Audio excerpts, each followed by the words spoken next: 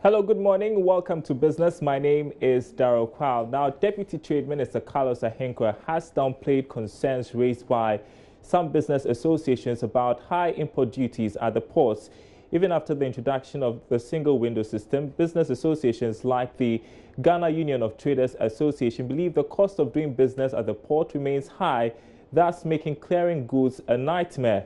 Speaking to Joy Business, Carlos Ahenkwah said government has maintained import duties since 2016. The problem is government has not increased import duties. Government only made collection of import duties efficient. And by so saying, I want to say that the tax rates or rates of duty that we came to meet in government, that's what we are collecting. Since 2017, we have not touched one single rate. In fact, we even came to inherit the ECOWAS Common Standard Tariff, which put us in a very bad situation in terms of maximizing revenue collection and meeting our targets. But our Ministry of Finance and by extension the Minister himself has managed to actually, engage revenue tax, the GRA, let me say, to ensure that we are able to live up to a station. We have not increased any taxes. Let me repeat this to Ghanaians. The MPP government has not increased taxes. The MPP government only found very prominent and efficient way of collection. Today, as I speak to you, very soon and shortly though, we are going to move away from the benchmarking valuation that has categorized the high incidence of duties to a more efficient way of having a platform which would provide a transactional price database, which would be acceptable to everybody in terms of importers and of course traders alike. So I would appeal to my colleagues in Guta, my friends who are in the trading arena, that we don't intend and we have not intended to increase duty rates. We are only finding ways and means by and large to ensure that people pay what they're supposed to pay. Now, Ghana is seeking partnership from Chinese retail platform JD and other foreign markets to help market cocoa products from the country. This is in a bid to turn around the woes of the cocoa processing company to make it more profitable. The Minister for Food and Agriculture, Dr. Owusu Efiri-Akoto, disclosed this to Joy Business at the inaugural ceremony of a new board for the cocoa processing company. In the office of all members of the cocoa processing company. Do in the name of the Almighty God. Do in the name of the Almighty God. Swear.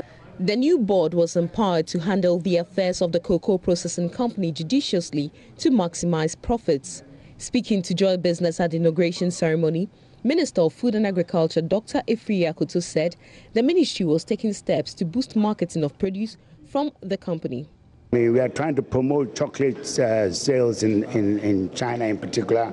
We are trying to get onto the JD platform, which is the second biggest platform after Alibaba. And we are very far advanced in our negotiations with them to be able to promote the chocolate from Ghana.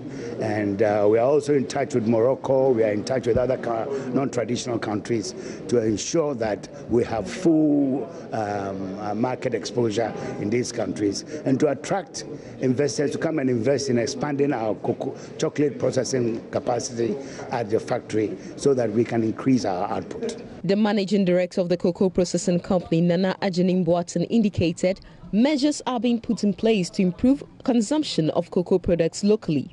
Ghana's per capita consumption is 0.5 kilos as against other areas of 6 kilos and 11. So when we started, we got in with the way of a customized chocolate as a way to appealing to the public. So that was one way that we got into it. The other way also was the artisanal chocolates, which we just launched on the 19th of December. We've also gotten into that. We saw that that was one huge area. If you get to Belgium and these areas, artisanal chocolate is about $12 billion. But we were looking at it that rather we wanted in the form of a cocoa entrepreneurship, but we're not coming in. So we set up ourselves to that. So these are all things that we are driving in so that as much as possible, the foreign influx of the products, we can challenge ourselves and say it's been done. Sheila Tamaklo for Joy Business. In other news, a confidence vote in UK Prime Minister Theresa May is expected to be held today. This follows the rejection of a Brexit deal by Parliament. MPs voted by 432 votes to 202 to reject the plan.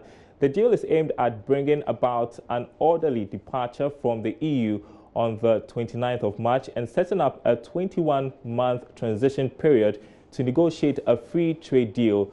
Coordinator of Third World Network Africa, Dr. Yao Graham, explains why Ghana should be concerned about the developments in the UK, especially when it comes to trade. If the Theresa May loses the vote and the result is what is called a hard Brexit, which means that Britain crashes out of the EU without a deal, what would that mean? Currently, the standards which govern trade with Europe are the standards that apply with the UK for those of us exporting to the UK. A lot of goods that go into the EU, including the UK from Ghana, pass through Rotterdam port. At the moment, they move freely because it's a single market, so free movement of goods and people. If Britain should crash out, that whole nexus of standards and trade routes and so on are broken. So it will become like a movement between two countries. So what would it mean for our exports, for example, which are destined for the UK? There'll be a disruption. I mean, frameworks will be needed for us to be able to move very freely.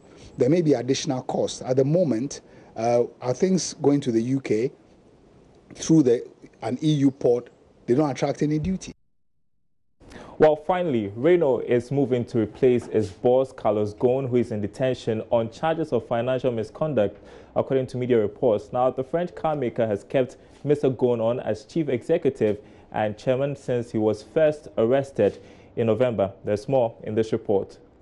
The reports come after a Tokyo court rejected a request for bail on Tuesday. Lawyers for Mr. Ghosn, who denies any wrongdoing, have said he could remain in custody for months. The 64-year-old was the architect of the Renault-Nissan alliance and brought Mitsubishi on board in 2016.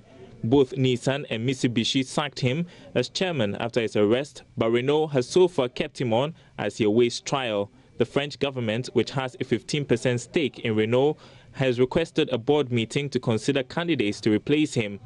The board meeting may take place this weekend, according to reports.